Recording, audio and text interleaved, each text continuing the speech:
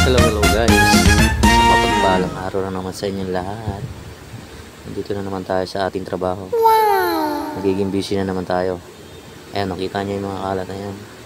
Ayan, mga pinagkalata nung yung mga nagpicking. Siyang ginagawa kong yung ngayon. Magpapasok tayo ng mga noodles galing sa labas yan. Papasok natin dito sa loob. Yan na yung gagawin natin maghapon. Kasi wala tayong delivery. Yan yung ginagawa ko pag wala tayong biyahe. Magpasok ng stock sa loob ng stock room. Medyo marami tayong papasok nyan. Yan, kita nyo yung pushcart na yan. Puno yan, puno. Yan yung mga ipapasok natin. Diba? Ito lang yung ginagawa ko kapag wala tayong delivery. Ayan, katatapos ko lang yan. Oh. Ang dami guys, diba? Medyo nabawasan na yan, kaya ganyan na lang siya karami. Tapos ang sunod yung gagawin, mag-aayos naman ng sa mga stock.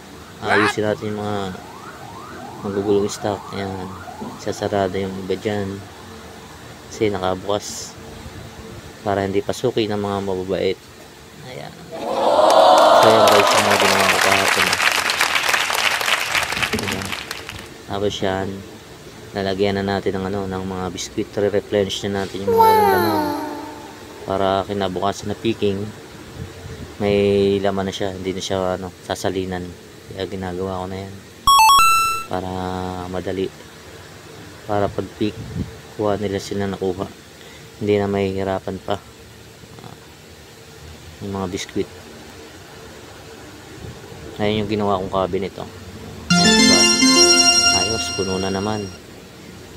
Madali na silang mag pick nyan kasi naka-ready na.